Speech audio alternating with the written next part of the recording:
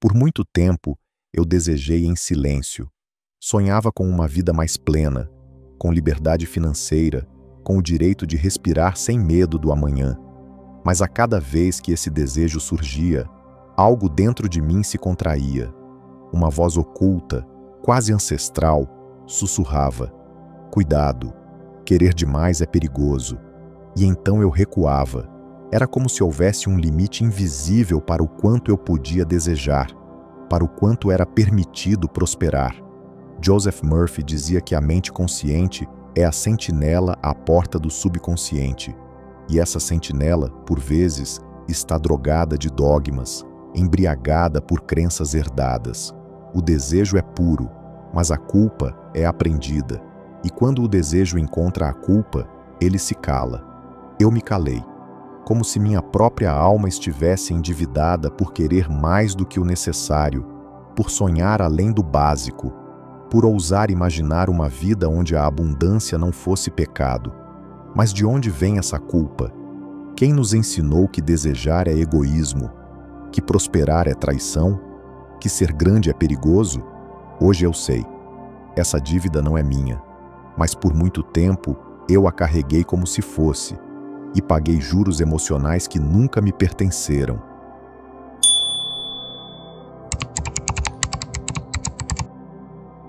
Eu comecei a investigar os fios que me prendiam à ideia de que desejar era errado, e descobri que muitos deles não eram meus.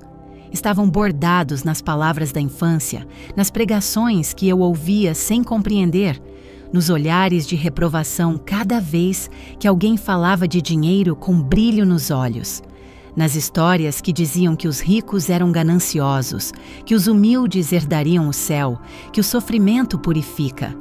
Vi que essa culpa vinha disfarçada de virtude. Estava no "não reclame, seja grato", que confundia gratidão com conformismo. Estava na figura do santo que tudo renuncia, como se a luz só habitasse quem se esvazia do mundo. Mas Joseph Murphy falava de um Deus de abundância, um Deus que deseja que floresçamos, que criemos, que expressemos o bem em todas as formas, inclusive na forma da prosperidade. Percebi que essa culpa herdada era como um véu sobre os olhos da alma, um véu que dizia: você precisa merecer sofrer para ser bom. E então compreendi. Eu não precisava pedir perdão por querer crescer.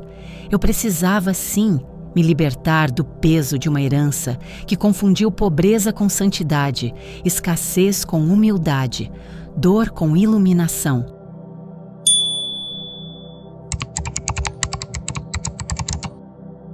Havia algo perversamente sedutor na ideia de ser virtuoso por sofrer, como se a escassez purificasse, como se o desconforto moralizasse, como se a dor me tornasse mais digno. Mas essa associação é um engano perigoso. Joseph Murphy ensinava que o universo não premia a dor, mas a consciência, que o sofrimento não é exigência divina, é resistência humana. Comecei a perceber como a carência se tornava uma identidade, uma armadura, uma desculpa. Era mais fácil me dizer: não posso prosperar, seria errado, do que enfrentar a responsabilidade de criar uma nova realidade. A carência me poupava do julgamento. Ninguém critica o que não tenta brilhar. A mediocridade silenciosa é confortável. Ninguém a ameaça, ninguém a desafia. Mas o desejo, quando aceso, incomoda, e por isso, muitas vezes, preferimos apagá-lo. Mas apagar o desejo é apagar o fogo da alma, e a alma endividada, quando se cala por tempo demais, começa a adoecer em silêncio.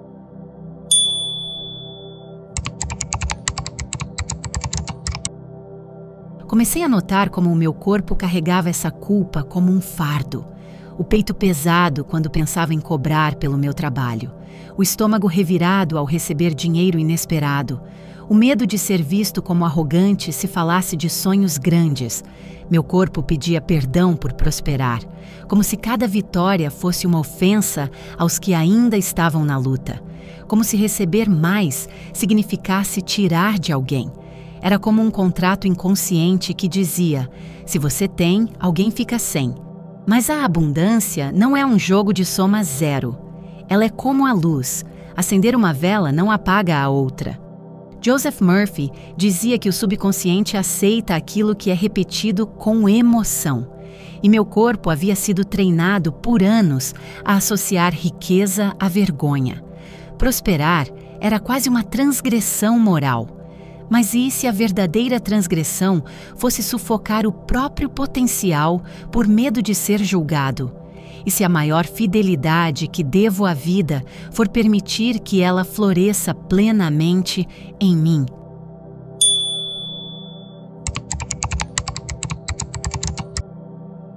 A culpa que mais nos fere nem sempre vem de fora. Ela vem do julgamento interno. Aquele que herdamos das vozes dos outros, mas que agora vive dentro de nós como um juiz silencioso. Ele nos acusa quando ousamos. Ele nos condena quando avançamos. Ele nos pune quando recebemos. E tudo isso sem dizer uma palavra. Joseph Murphy ensinava que a fé precisa ser uma entrega emocional, não apenas racional, e que essa entrega se dá quando o coração não está dividido. Mas como ter fé na prosperidade se dentro de mim ainda há um juiz gritando culpado cada vez que eu avanço? O julgamento invisível é o maior ladrão da abundância. Ele sabota sonhos antes mesmo que nasçam.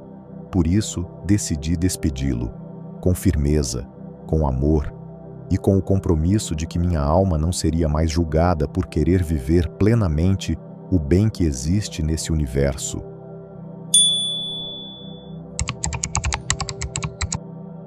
Eu precisei perdoar, não apenas os outros, mas a mim mesma. Perdoar por ter aceitado tão pouco, por ter acreditado por tanto tempo que não era digno, por ter vivido aquém da minha verdade.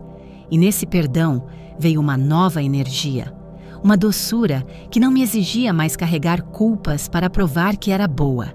Uma liberdade que me dizia: você pode ser luz e abundância ao mesmo tempo.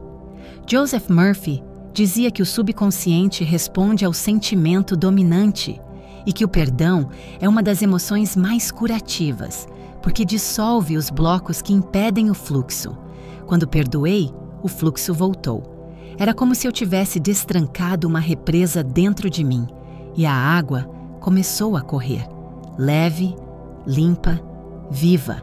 E com ela começaram a chegar ideias, oportunidades, sincronicidades. Porque quando a alma não está mais endividada com a dor, ela começa a investir em si mesma e prospera.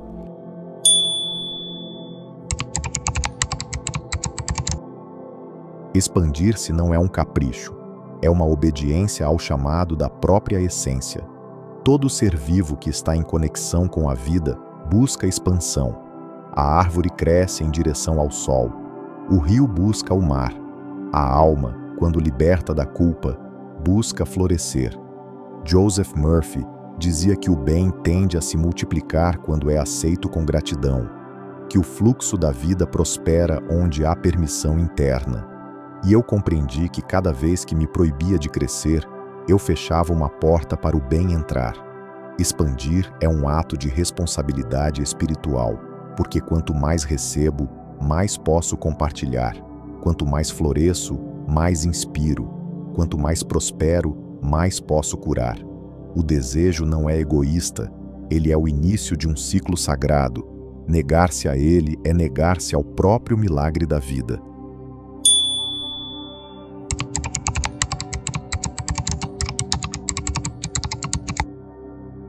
Sim, a prosperidade pode ser um caminho espiritual, quando ela nasce do coração alinhado, da consciência desperta, do desejo de expressar o bem em todas as formas. Não se trata de acumular por vaidade, mas de permitir que a vida circule com plenitude. Joseph Murphy dizia que Deus é vida, amor, inteligência e abundância, e que negá-lo é negar essas qualidades em nós. Quando decidi tratar o dinheiro como energia e não como tabu, tudo mudou.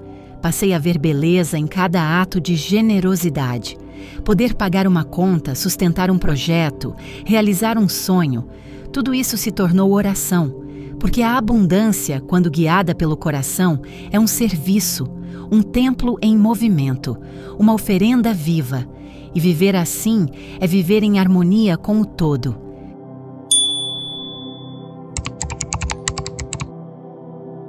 Hoje eu faço uma nova aliança com a vida.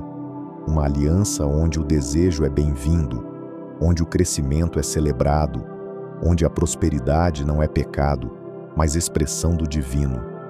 Reescrevo minha história financeira com uma nova tinta, a da confiança, porque agora eu sei.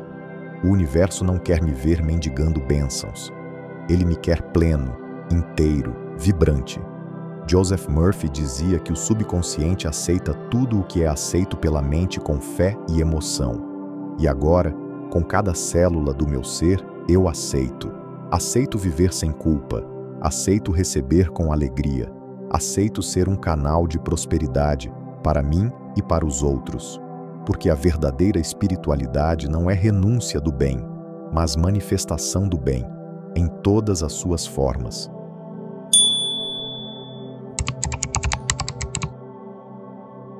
Gratidão por ter caminhado conosco até aqui. Antes de encerrarmos, deixamos uma pequena história. Dizem que, em tempos antigos, uma mulher carregava um jarro rachado até a fonte todos os dias. Um lado do jarro deixava a água escorrer e ela se culpava por nunca conseguir trazer o jarro cheio. Um dia, o espírito da fonte falou: "Olhe para o caminho que você faz." E ela viu flores nascidas apenas do lado onde a água pingava. Cada passo havia regado a terra sem que ela soubesse. E então entendeu: aquilo que ela achava falha era bênção. Que suas rachaduras floresçam e que sua alma, agora sem dívida, possa derramar vida por onde passar.